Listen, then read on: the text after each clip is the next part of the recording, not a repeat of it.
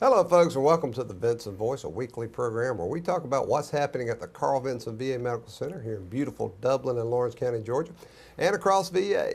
I'm Dr. Frank Jordan, your host, and to get the show started today, I've got a good friend of mine, Mr. Dennis Dolinsky here, who works in nursing. Dennis, how you doing? Doing good. How about you, Frank? Now, Dennis, you do a lot of things here at the Medical Center. Start us off with that. What do you do here? You're a veteran, right? Air Force? Yes, I'm a almost 21-year Air Force veteran. Well, thank you for your service. Thank you, sir. I worked in the chaplain corps as administrator during the Air Force overseas and both here stateside. And I've been here at the VA now for about 18 years. And what made you join the Air Force as opposed to any other service, Dennis? Basically, it was, I looked at all the different branches of service. I went right after Vietnam, and I looked at the different branches of service, looked at the newer facilities that the Air Force would have and the different locations where they were at, and really decided, since I was just married, it was the best job for me as far as being a newlywed with a wife. Yeah, you know, they take care of their folks. I was a Navy veteran myself, and I love the Navy, don't get me wrong, but we used to see these Air Force guys in their bases, and boy, they just had the latest stuff. I never could figure that out, but in retrospect, I was thinking, if I were just going to join the service based on practical matters, it might have been the Air Force. The Air Force takes a lot of pride in taking care of the families, but the other thing with the Air Force being a newer branch, the Navy was 1700s, the Army was 1700s, the Navy or the Air Force didn't get started until 1947, so It was a newer branch of service. They put more money into the facilities and the family issues at that point in time. So they had a chance to build from the ground up and kind of create it like they wanted it. Well, Correct. That's good stuff. Right. Now, Dennis, that's not why I've got you here today. We've got an event coming up that's going to be fantastic, and you are one of the people who are kind of guiding this thing home, so I want to talk to you about it, and that's our golf tournament that the American Legion and Soldiers Angels are supporting. So tell us a little bit about that. The proceeds of the golf tournament will all go toward our recreational activities. We send a lot of our veterans to assistive games, wheelchair games, senior games, and there's a lot of cost associated with sending these veterans to those particular games. You have to send staff to help them, of course, to get them ready for the day's events. So what we have tried to do here in the facility is to try to get fundraising activities, not only to send them to those games, but also to provide them training opportunities to go to those games. So we have a weight room, we have some other items like that we are trying to upgrade and maintain so that we can help our veterans go to where they need to be. We have a committee that's comprised of probably 10 regular members and then other people that filter in and out, trying to work with the different organizations. This year, American Legion Post Riders 17 are our sponsors, and we're working with them trying to get fundraising activity in the way of this golf game set up and going.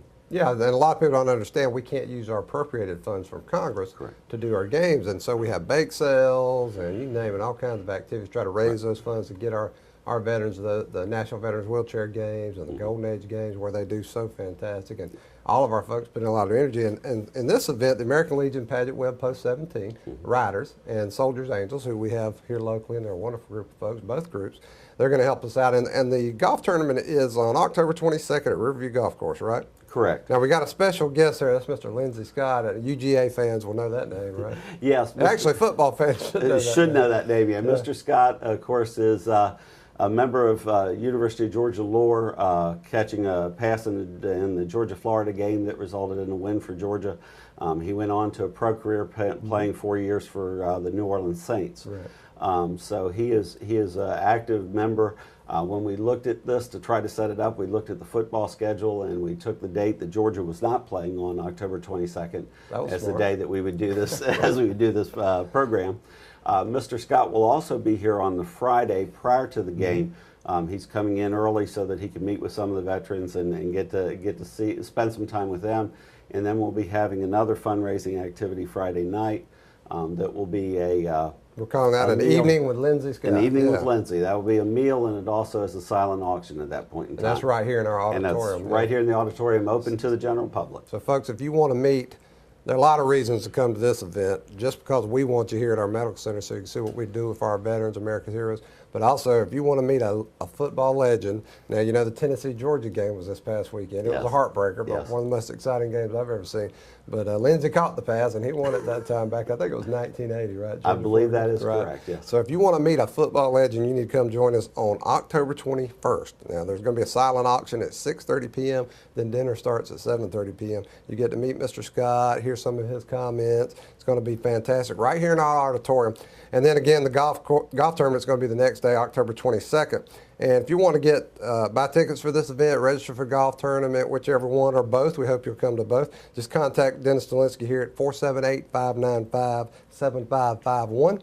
Or you can send him an email at dennis.dolinsky@va.gov. And Dolinsky is spelled D-E-L-I-N-S-K-I. But give Dennis a call, again, 478-595-7551, and get registered for these events. It's going to be fantastic. Now, Dennis, tell us a little more about the golf tournament. What's going to happen there? The golf tournament is a four-man scramble, which is the normal setup for a golf tournament. It's going to be held at Riverview Golf Course here in Lawrence County. The registration time will be at 8 o'clock in the morning with a shotgun start at 9 o'clock. There will be prizes for closest to the pin on one of the par threes, and also long drive contest. We'll have a prize for that as well. We have the meal that's being provided to the participants from Sonny's, another one of our sponsors that we utilize here. And we just look forward to having a good time and having Mr. Scott out there to work with us and to play with us and enjoy the day. Yeah, I love this because it shows how many different ways the community is getting involved with VA to care for our veterans. You got American Legion Paget Web Post 17 involved. You got Soldiers Angels involved. Our Recreation Services. Got you, just a regular old Joe employee manager here. Involved. You got Sonny's who comes and feeds our veterans. It's just wonderful to see so many people coming together to care for veterans. And this community does a good job of caring for the veterans. Middle Georgia community cannot be beat when it comes to caring for veterans. Absolutely. Dennis, thank you for being on the show. Good luck with the tournament, and hope to see you there. Thank you much, sir. Thank you, folks. We'll be right back with some more Vinson Voice.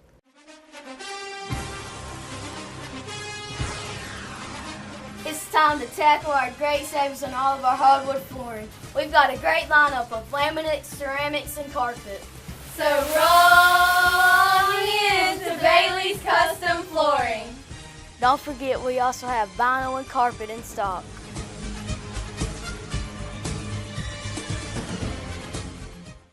Folks, welcome back to the Vinson Voice. I'm honored to finally get one of my favorite people here, Mr. Scott Thompson, on the show. Scott is one of our local attorneys, very involved in the community, distinguished person in a lot of ways, but he's also a historian. And if you've ever read any of Scott's stuff, he's just fascinating what he knows. Tell you a quick anecdote.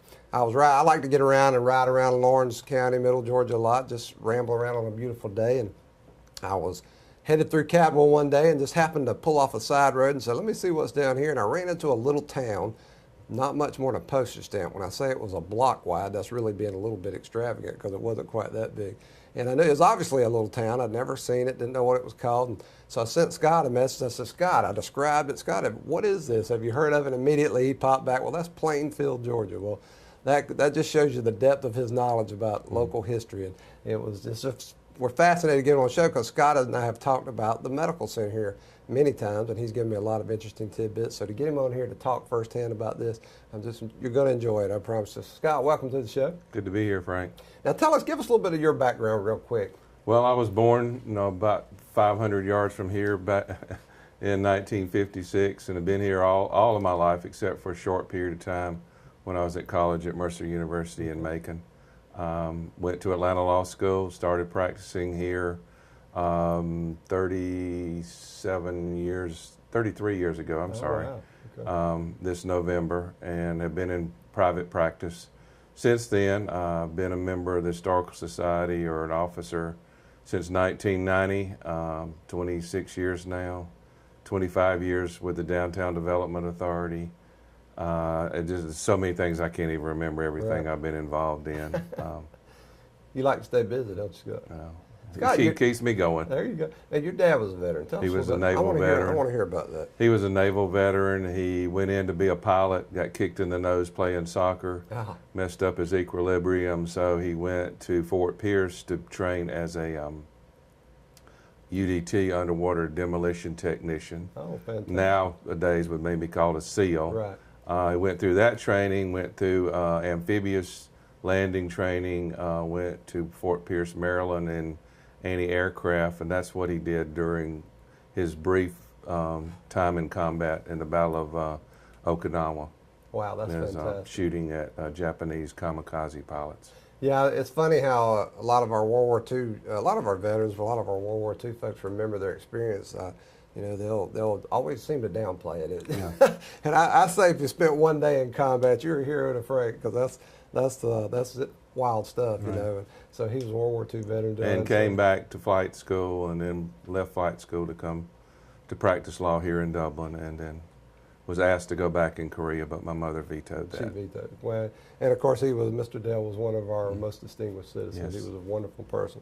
So we want to thank you for his service. Well, I try to So follow in thank his you. footsteps. Well, you do. You do your part. We appreciate that. Now, tell us a little about. Now, I've told people before some of our history, but why don't you just tell us what you know about the Carl Vinson? Well, I thought I'd talk about today is the U.S. Naval Hospital. It all began in 1942, in the first full year of the war. Congressman Carl Vinson out of Milledgeville wanted to do something to pump up the economy for Dublin during the war, and because his sister lived here and she was married to the postmaster of Dublin. So he tried first with a naval fighter base at the where the golf course is. That didn't work. So then he got us a POW camp, but the prize was, of course, the U.S. Naval Hospital. And people still ask, why do you build a naval hospital 110 miles from the ocean? Well, it was to pump up the local economy and get votes, and everybody that worked here would certainly vote for him. Right. The first step in the operation was to build an airport. And so the county went in and started an airport. The Navy took over the construction of it. And it was up and running by the end of 1944. Until right recently, in the last 2-3 decades, it was one of the longest runways in the state. And about I have to look at my notes, July 1943, construction began on this facility.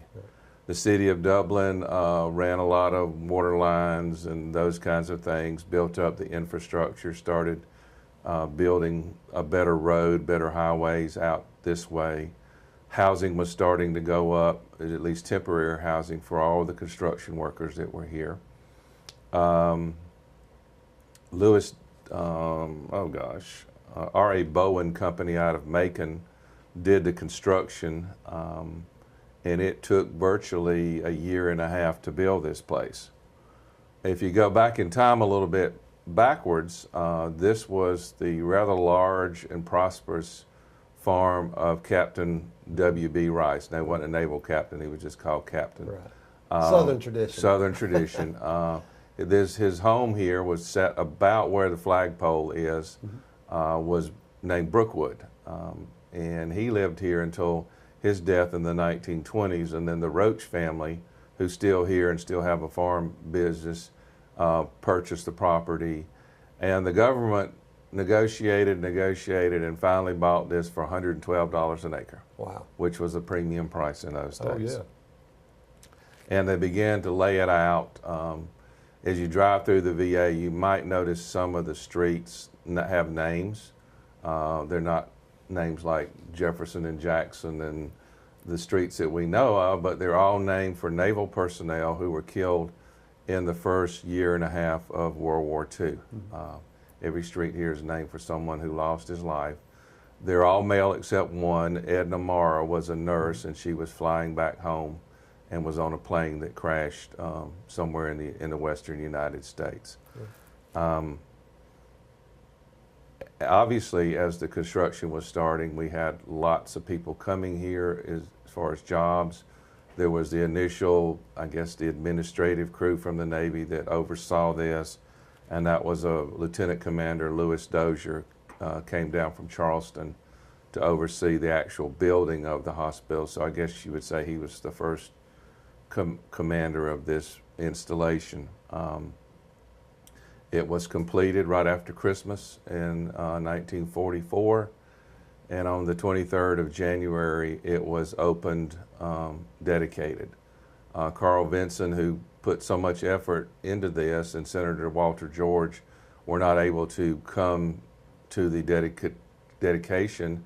So Carl Vinson's brother-in-law, Mr. Guyton, the postmaster, gave the dedicatory address. And it was really, you can give him a lot of credit just because he married the congressman's wife, and he wanted to do something for us. And it's interesting how history works, because we actually have that dedicatory address on audio. Somebody scared it up, and I've got a copy of it. Oh, I didn't know you didn't. No, I don't. We got that, and we've actually got a picture of the first time on January 23rd when the sailors raised the flag. Yeah. So, Scott, hold on just a second. Folks, we're going to stay with Scott on the next segment, so don't go anywhere. We'll be right back with more Vinson Voice.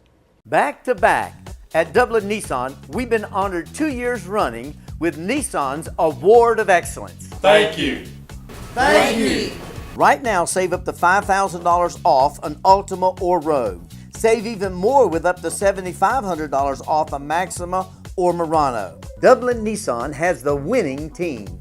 From parts and service to sales and finance, Dublin Nissan is truly the only dealer you will ever need. Folks, we're back with Scott Thompson, local historian, among other things, and he was telling us about our history here as a Navy hospital. So, Scott, go ahead and get right back with it. Well, I had to pull my notes out and read all this. During the construction of the hospital, there were 5 million bricks, enough laid end to end would go from here to Washington, D.C. Wow. 1,700 tons of steel, 80 miles of interior piping, and 20 miles of underground piping, 5,000 windows. When you have to clean, I hate to clean all those windows. That's a story in itself, Scott. 2,100 doors, 11 acres of flooring, 4 acres of ceiling tiles, and 6,000 cubic yards of concrete and 6,000 cubic yards of dirt or dirt fill. So that's quite a lot of material and weight. I'd hate to try to figure out how much this thing weighs. Many, many thousands of tons. But as the VA opened in January of the Naval Hospital opened in 1945, we were still obviously in World War II. It was set up a distance from the sea because it was a scarlet fever research hospital. And the first commander was A.L. Bryan, and then he was succeeded by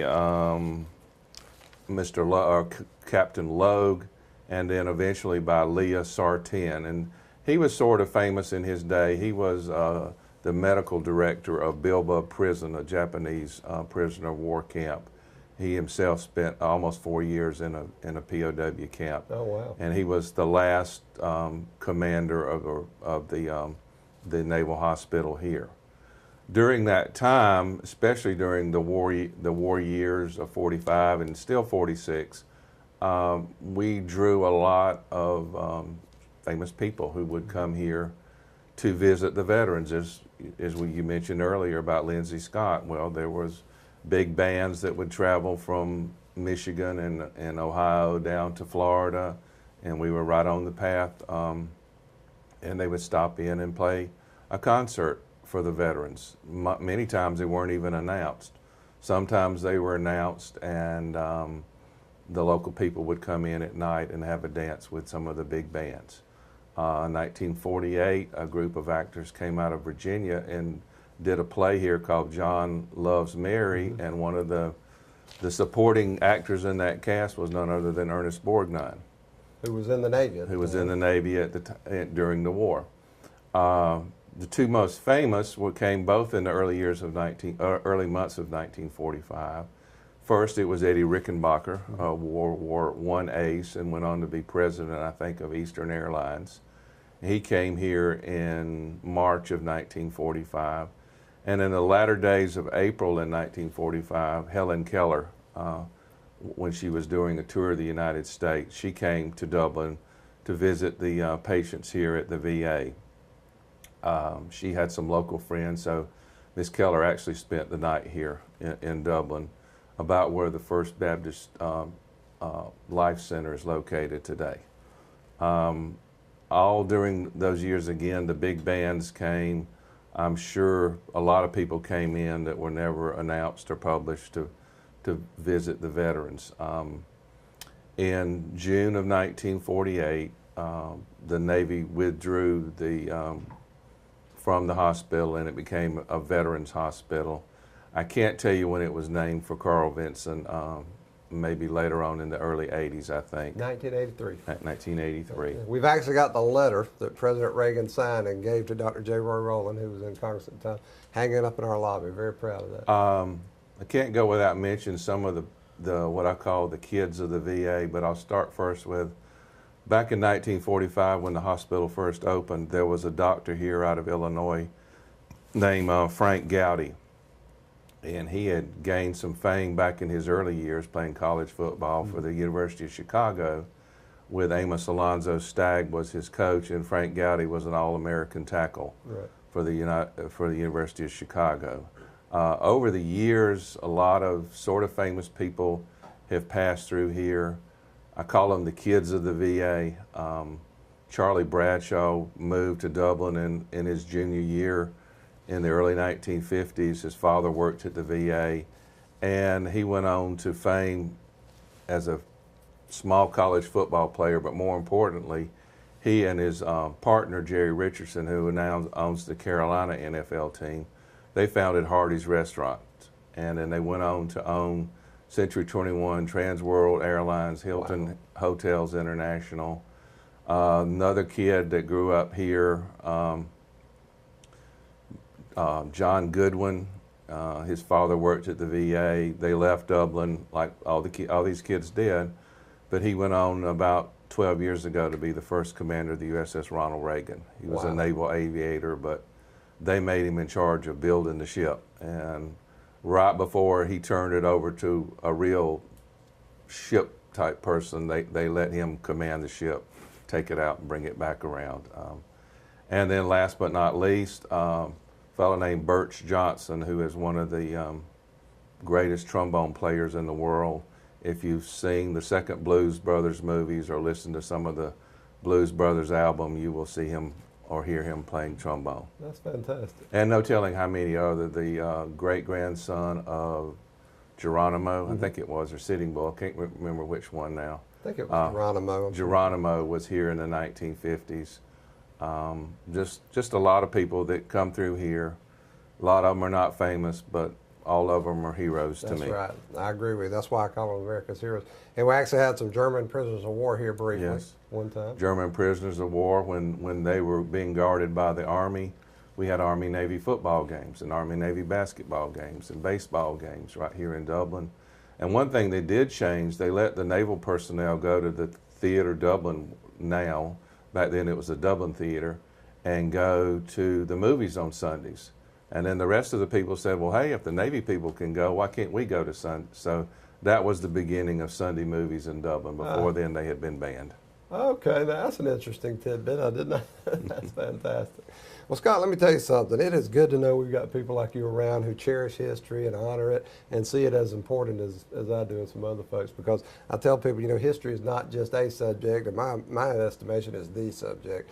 A society that doesn't appreciate its history and keep up with it is doomed to make the same mistakes over and over, as far as I'm concerned. So, well, I see it more as a study of people and the remarkable things. It's not just this building, it's the people who built this building, the people who work here, the people who were patients here, what they did not only before they got here, but in some cases what they did after they left here. Yeah, when I'm riding around Lawrence County and Middle Georgia and I see an old farmhouse or something, it immediately pops in my mind, how many people lived there, what were their lives like, what did they experience? That's kind of where my mind goes to. So, and I do the same when I walk in these halls at this wonderful institution. If only the chimneys could talk. If I tell people, if only the walls here could talk. But we have veterans here who did live these things, and they can talk, and I try to take advantage of that opportunity. Scott, thank you for being here. Now, get comfortable in the chair, because we're going to have you back. We're going to give you a little break, but then we're going to ask you to come back and talk about some more history at the Medical Center. Thanks for being here. Thank you, Frank. Folks, we'll be right back with more Vinson Voice.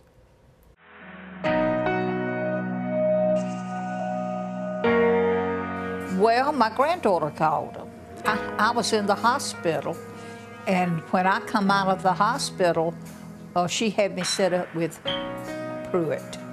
The girls is really good to me, and I enjoy their company coming by and checking on me. I would miss y'all bad. if y'all didn't come by. They're just so friendly.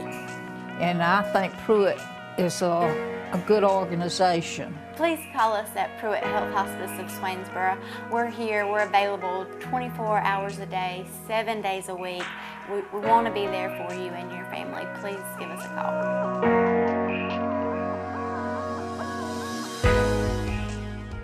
Hello folks, and welcome back to the Vinson Voice. Before I get into our calendar of events, which we like to end the show with, I want to point out a few things. Pink tie, it's Breast Cancer Awareness Month.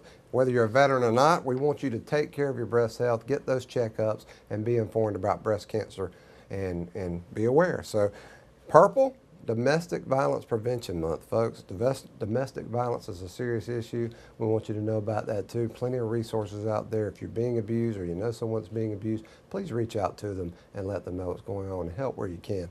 And also, we just had Mr. Scott Thompson on telling us some history. Don't forget, Scott has books that are available on Amazon. He's got a great blog called Pieces of Our Past. He does regular columns for the Courier Herald, and it just involved with so many things. So make sure you read some of his stuff. It is fantastic. So get on with this calendar, Vincent. We got a long one, so hold on and pay attention.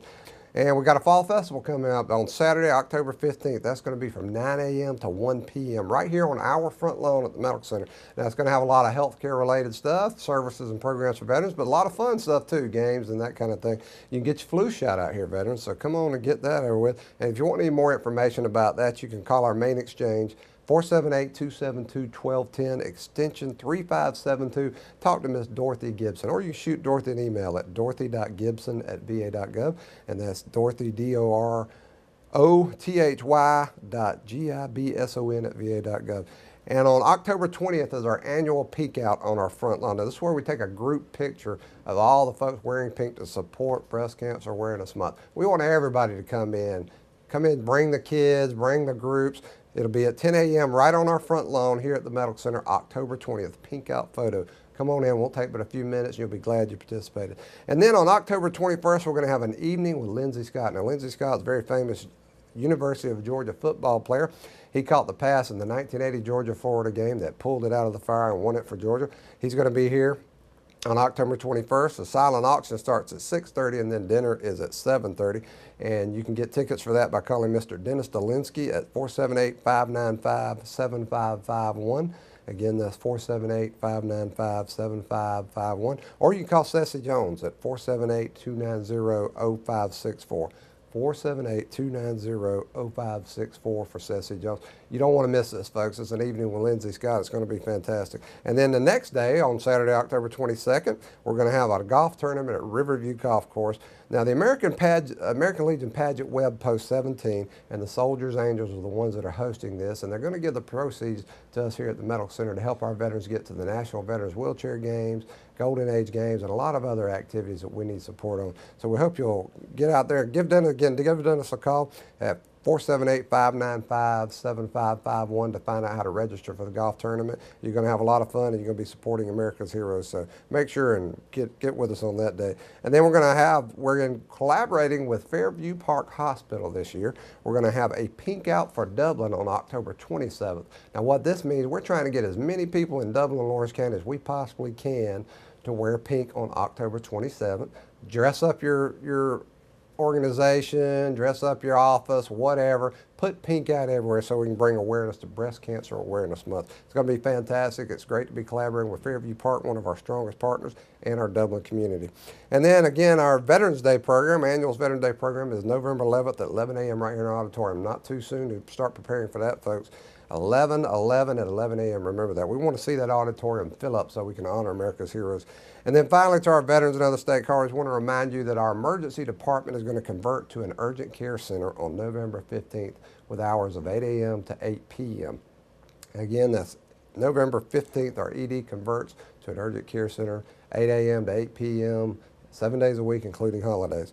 Tours, come in for a tour. If you want to take a tour, just give me a call, Frank Jordan, at 478-274-5440. Love to take you on a tour, whether you're an individual or group. We love to see the kids come in, church groups, high school, middle school, whatever. Just get in here and see some of this history and see what VA is doing for America's heroes. And get on our social media. Facebook, it's Dublin VA Medical Center. Get on Facebook and follow what you see, like what you see. A lot of good stuff out there. It's not just about the serious stuff, programs and services.